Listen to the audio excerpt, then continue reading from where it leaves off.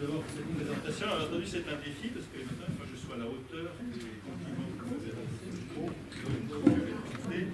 Et c'est toujours un plaisir pour moi d'intervenir auprès de la FMS.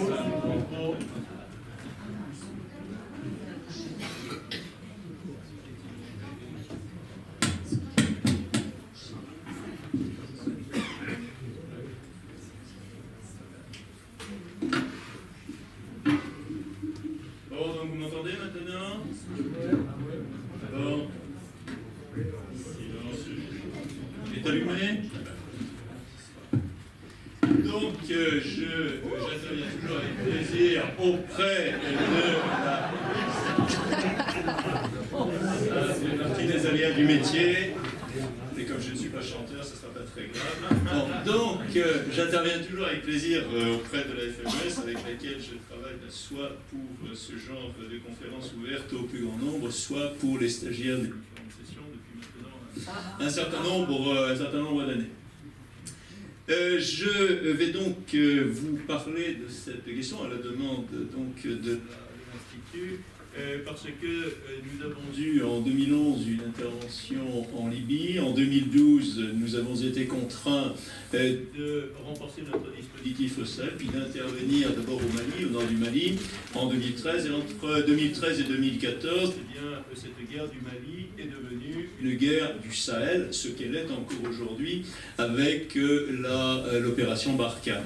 Cette guerre du Sahel risque ni plus ni moins que de déstabiliser l'ensemble de l'Afrique de l'Ouest, du fait de l'existence de liens économiques et ethniques entre les pays de la bande sahélienne et les pays de l'ensemble de la région de l'Afrique occidentale. Vous allez également avoir dans ces pays, et donc entre les pays de la bande sahélienne et puis les pays de l'ensemble de l'Afrique de l'Ouest, de nombreuses migrations incontrôlées qui peuvent ensuite déborder très largement. J'aurai l'occasion d'y revenir dans le cadre de la présentation. Bon, premier élément, bon, ça c'est un défaut d'universitaire, il faut toujours définir exactement l'objet de son étude.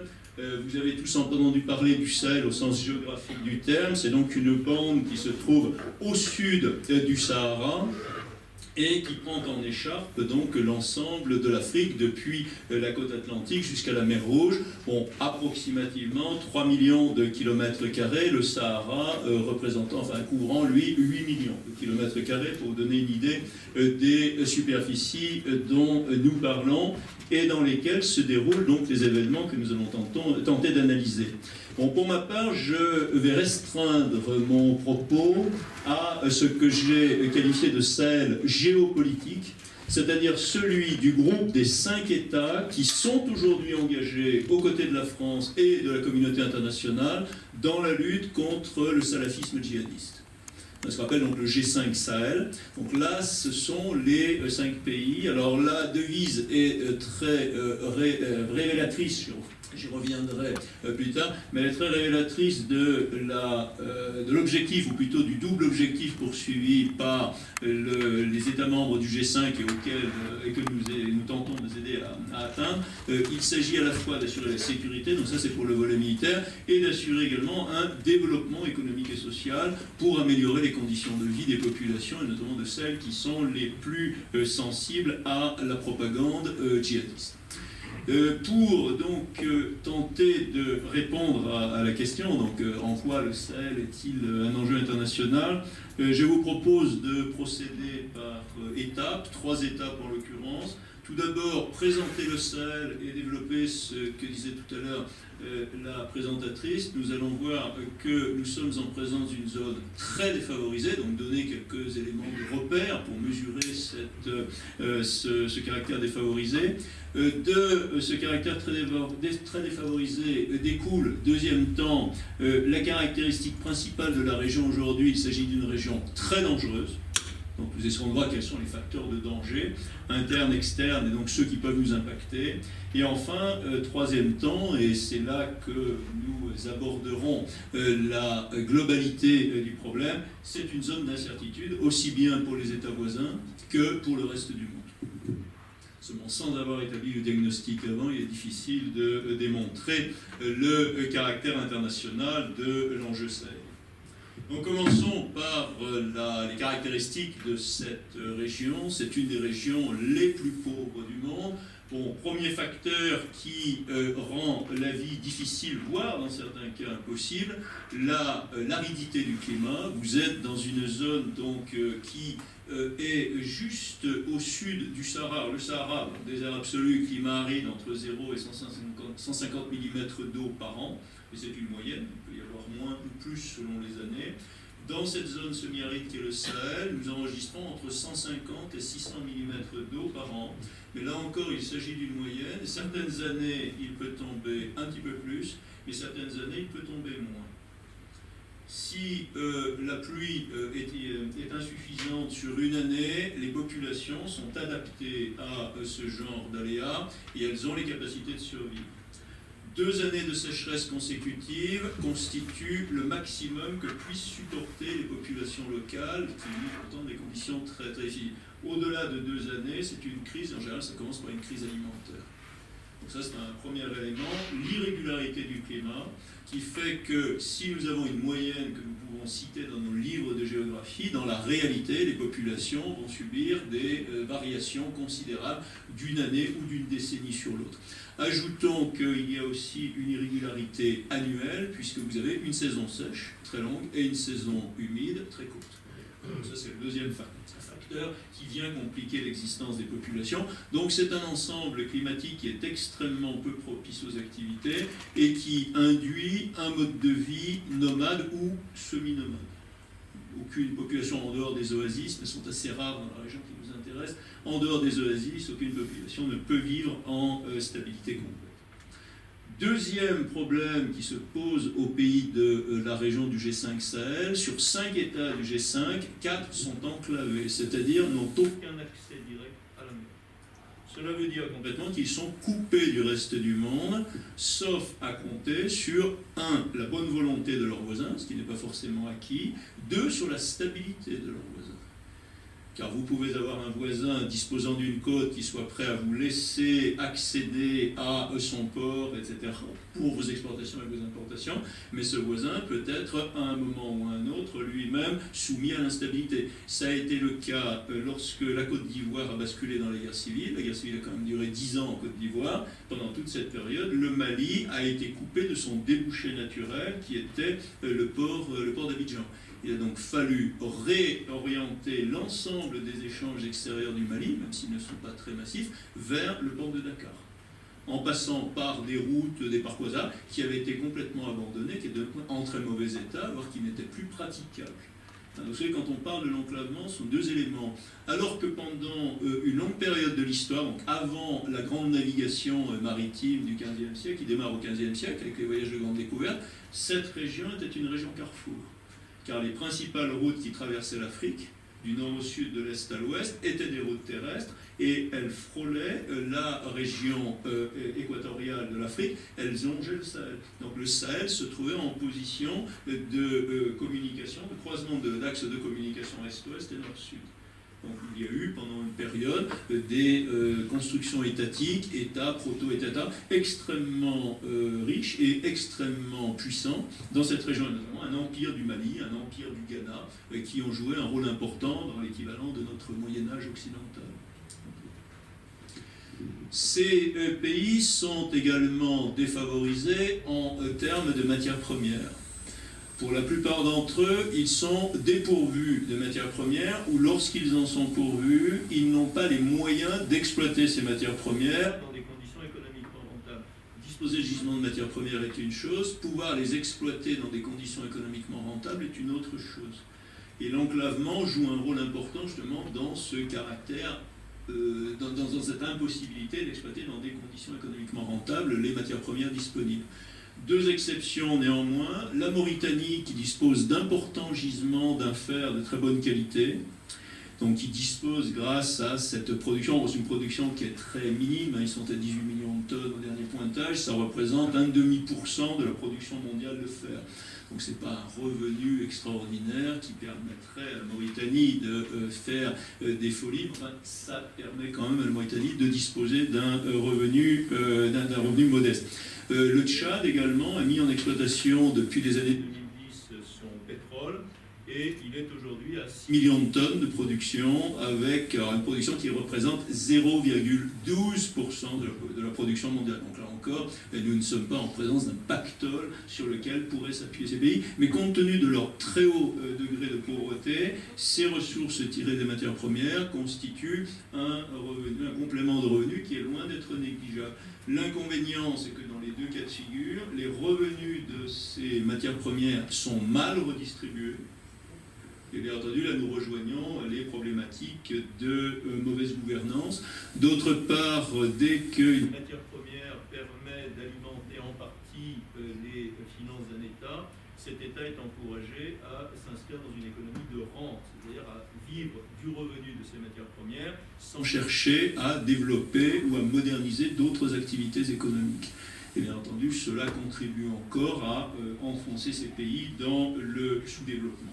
Donc ça, ce sont des facteurs importants qui expliquent les difficultés économiques, contribuent en tout cas à expliquer ces difficultés économiques. Autre problème qui se pose à la région, la question de la démographie. Le taux de fécondité, c'est-à-dire le nombre d'enfants par femme, moyen pour la région est de 6 enfants par femme. La population du G5 Sahel double tous les 20 ans. Elle est aujourd'hui de 73 millions à peu près d'habitants.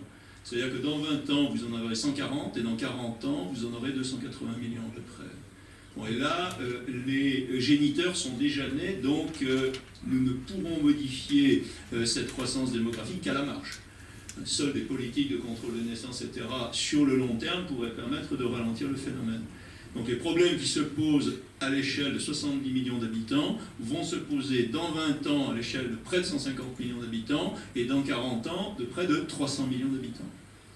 Donc ça, c'est aussi quelque chose qu'il faut bien comprendre. Ce qui veut dire que même si la jeunesse est en général un atout pour un pays, dans des pays où la démographie est aussi galopante, cette jeunesse ne peut pas être valorisée. Ce n'est pas un atout qui est valorisé, car nous n'avons dans ces pays aucune perspective d'avenir pour l'ensemble de ce groupe jeune qui représente en général entre 40 et 60% de la population totale de ces pays. Donc en dehors de l'économie informelle, je m'appelle pudiquement informelle, c'est-à-dire la grande criminalité, la moyenne criminalité, la petite criminalité, ou l'engagement dans des milices diverses et variées, dont les groupes combattants djihadistes, en dehors de ces perspectives, la jeunesse a peu, voire pas de perspective. L'agriculture n'est pas modernisée, elle est en ruine. L'industrie est absente ou quasiment absente, et il y a des services de très faible niveau. Donc il n'y a pas de débouché pour l'ensemble de ces jeunes aujourd'hui.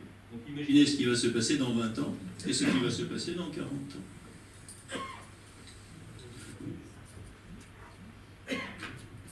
Cette absence de croissance économique en l'état actuel de la situation fait que la pauvreté est un facteur dominant dans la population, et vous voyez que le continent africain est le plus mal loti en termes de pauvreté à l'échelle mondiale, ce que nous montrent les graphiques notamment, et vous constatez que les États du G5 Sahel font partie des pays les plus défavorisés, quels que soient les critères retenus, sont parmi les pays les plus défavorisés du continent africain. Donc ça, c'est aussi un facteur à avoir présent à l'esprit, en dépit d'efforts qui sont indéniables, parce qu'on a toujours tendance à porter un regard pessimiste et extrêmement critique sur l'Afrique subsaharienne. Vous avez des efforts, y compris en local, qui sont menés, avec ou sans l'aide internationale, en matière de santé, en matière d'éducation, mais les effets de ces efforts sont réduits, et bien souvent réduits à néant, par la croissance démographique. C'est-à-dire que même si vous augmentez les crédits pour la santé, même si vous augmentez les crédits pour l'éducation, vous allez avoir, proportionnellement au nombre d'enfants ou au nombre de personnes à soigner, vous allez avoir une part individuelle qui va avoir tendance à décroître. Donc, dans le meilleur des cas, la situation est stabilisée, mais bien souvent, la situation s'aggrave. Donc ça, c'est aussi quelque chose qu'il faut bien comprendre. Ça, c'est le contexte de la vie quotidienne de la majeure partie de la population de ces régions. Ajoutez à cela que depuis les années 60, les gouvernements en place, alors avec l'aide ou sur les conseils de leurs protecteurs extérieurs, qu'ils soient occidentaux ou soviétiques pendant la guerre froide, ont eu tendance à négliger l'agriculture traditionnelle. Puis aujourd'hui, nous assistons à un rétropédalage des organismes internationaux disant qu'il est préférable de maintenir une agriculture traditionnelle plutôt que de faire affluer vers des villes où il n'y a aucune perspective d'emploi, où il n'y a aucun service digne de ce nom pour l'ensemble de la population. Il est préférable de maintenir ces populations dans les zones rurales, même si c'est pour une agriculture archaïque. Et aujourd'hui, nous assistons à des financements, notamment de la part de la Banque mondiale, alors que la Banque mondiale, dans les années 80-90, encourageait au démantèlement de ces agricultures archaïques, entre guillemets, et disait il faut passer à l'agriculture mécanisée, à la grande agriculture de plantation, etc. etc. Donc il s'est avéré que c'était une impasse et que les paysans pauvres qui avaient été déracinés de ces terres n'ont pas trouvé d'emploi de substitution dans les zones urbaines. Ça, c'est aussi un facteur fondamental, négligence donc vis-à-vis de l'économie rurale.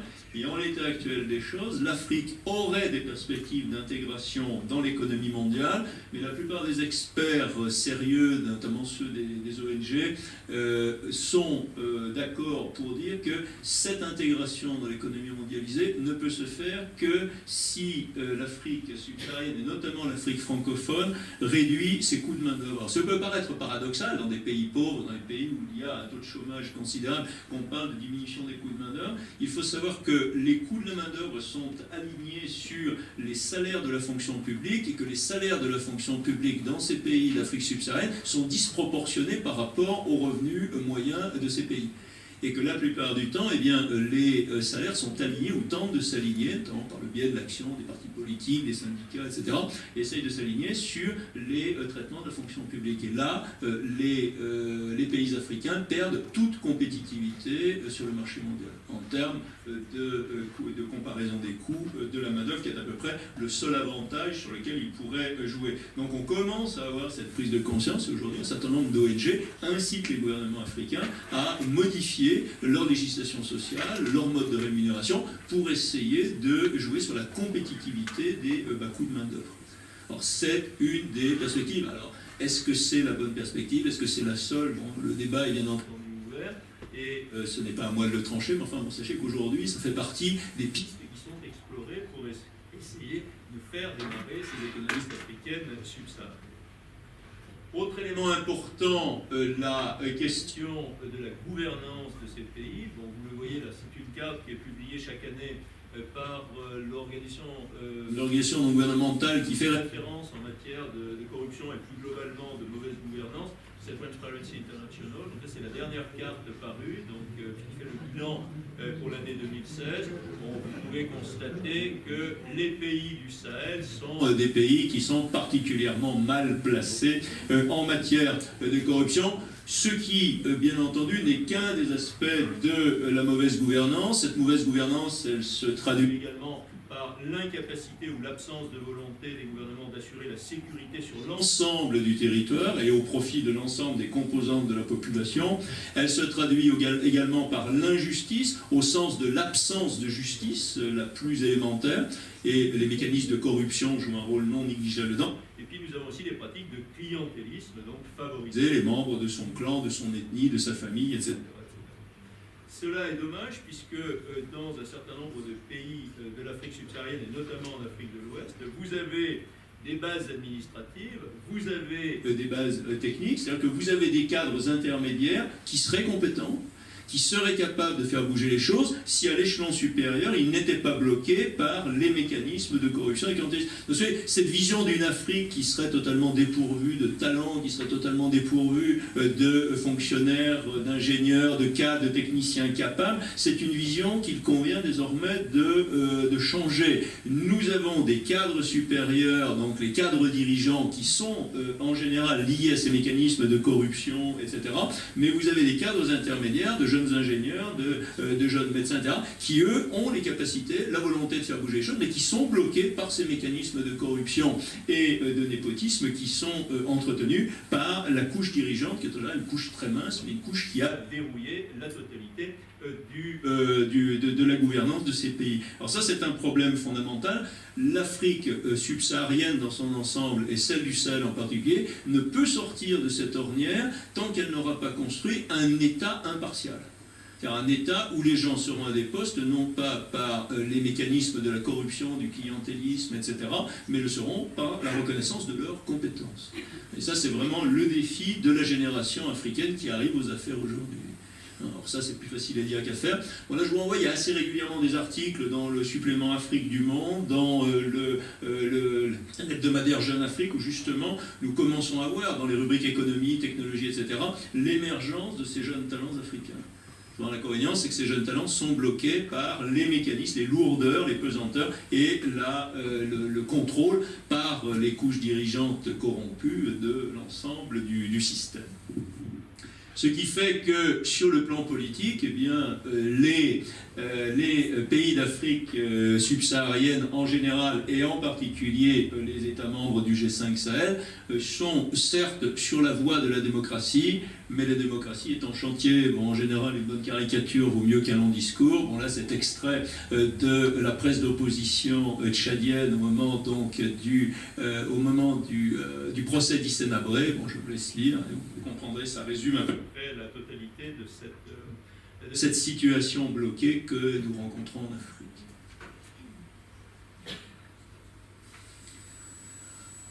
Alors, il est difficile de faire porter la responsabilité sur une frange particulière de la population africaine, au moins de celle qui semble de s'engager en politique, car si la démocratie est en chantier, c'est une responsabilité partagée entre trois catégories d'acteurs.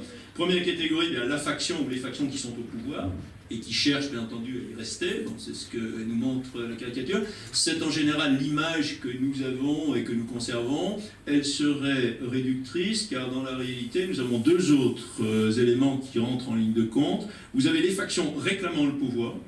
Et donc, bien souvent, vous allez vous retrouver avec un blocage de la vie démocratique par le mauvais fonctionnement de ces partis. Vous avez une fausse démocratie. Bien souvent, les partis sont des groupes de pression de telle ou telle ethnie, de tel ou tel clan, etc. Donc ça vient pervertir. Vous n'avez pas de parti représentant l'ensemble de la population, quelle que soit la religion, quelle que soit l'ethnie, etc. Donc ça, c'est le premier problème que nous rencontrons. Puis le deuxième problème, c'est la résistance des détenteurs des pouvoirs traditionnels. Donc les chefs traditionnels sont également très attachés à la préservation de leurs prérogatives. Et si vous regardez en détail les problèmes qui se posent en politique intérieure au Mali, qui est au cœur de la question sahélienne, vous constaterez la présence de ces trois facteurs pour empêcher l'évolution politique réelle de ce pays. Une faction ou des factions au pouvoir, des factions qui sont plus intéressées à prendre le pouvoir aux autres que d'apporter de réelles solutions aux problèmes ou proposer des solutions de remplacement. Et puis par ailleurs, le maintien des chefs traditionnels, que ce soit chez les Touaregs, que ce soit chez les Bambara, chez les Dogons, etc. etc. Donc si vous mixez l'ensemble de ces facteurs, vous retrouvez qu'une situation politique est extrêmement difficile à résoudre. Alors je disais que cette situation induit dans la région du Sahel eh bien, un danger considérable. Alors je voudrais vous montrer quels sont les facteurs de danger, de manière à ce que vous compreniez que ce qui est le plus médiatisé, à juste titre, c'est-à-dire la menace djihadiste, terroriste sur notre propre sol, du fait donc de ces troubles au Sahel, pas seulement au Sahel, mais en partie liés au Sahel, c'est loin d'être le seul problème qui se pose dans la région et qui peut avoir ensuite des répercussions au-delà des frontières. Bon, prenons le premier problème, celui qui se pose en priorité au quotidien pour les populations, la question du risque alimentaire. C'est-à-dire, est-ce que nous aurons à manger, est-ce que nous n'aurons pas à manger? Là, vous avez les prévisions des Nations Unies pour la période qui est en cours, de mars à mai 2017. Bon, plus la situation est foncée, plus la situation est difficile, voire inquiétante. Et nous ne sommes pas encore à la période de l'été, donc il peut y avoir encore une aggravation. C'est la raison pour laquelle vous avez une mise à jour tous les trois mois, une mise à jour trimestrielle de ces données.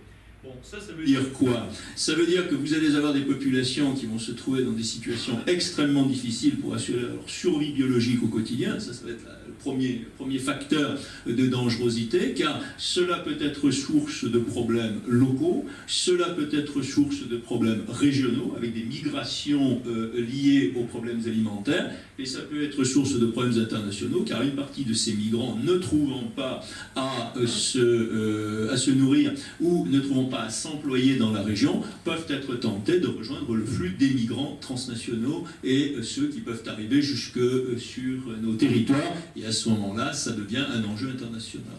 Donc ça, c'est un élément important.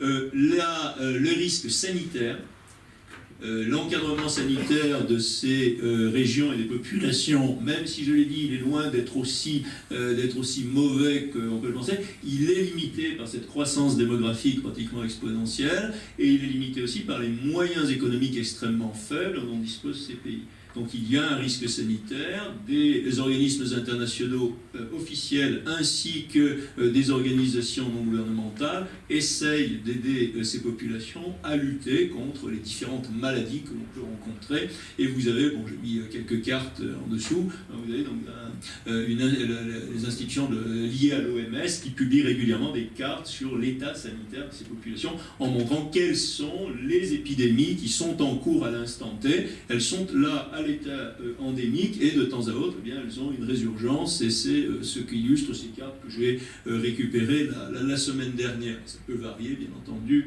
au fil du temps. Autre facteur important de dangerosité, les populations sont hétérogènes. Donc les clivages ethniques peuvent être assez facilement excités compte tenu des conditions de vie difficiles des populations. Ce n'est pas l'hétérogénéité en soi qui est facteur d'affrontement, de conflit, etc., mais la pauvreté, donc la rivalité pour l'accès aux ressources, et plus les ressources sont limitées, plus la rivalité est forte. La rivalité pour l'accès aux ressources, en général, se fait à partir de clivages qui sont des clivages ethniques, comme nous montre par exemple ce titre d'un des quotidiens du Mali. Peuls et sédentaires. Les Peuls, c'est une population nomade. Donc vous voyez, les modes de vie entrent en compétition pour l'accession aux ressources. En temps normal, ces populations ont mis au point toute une série de mécanismes leur permettant de vivre en bonne intelligence et bien souvent d'utiliser des complémentarités économiques. Les sédentaires pouvant rendre un certain nombre de services aux nomades, et les nomades pouvant rendre un certain nombre de services, j'entends économiques, aux sédentaires. Donc en période de disposition convenable des ressources, ces populations arrivent en paix. Dès qu'il y a tension, notamment sur les ressources en eau, ça a un impact sur les ressources en herbe, et à partir de là, bien évidemment, vous allez avoir une compétition entre les éleveurs sédentaires et les éleveurs nomades. Et cela est en général régulé, mais pas toujours. Nous allons avoir de plus en plus de difficultés à régler ces problèmes, car petit à petit, les mécanismes traditionnels de médiation, de règlement des conflits, de régulation des litiges sont en train de disparaître. Bien souvent sous l'effet de l'action des États, et parfois aussi sous l'effet de l'action des bandes armées. Donc dans ces deux cas de figure, ce qui permettait à peu près de maintenir ou de rétablir rapidement la paix est aujourd'hui remis en cause à la fois par les autorités étatiques et par les bandes armées, et les populations vont donc être privées de ce qui, depuis des siècles, parfois des millénaires, assurait une relative concorde entre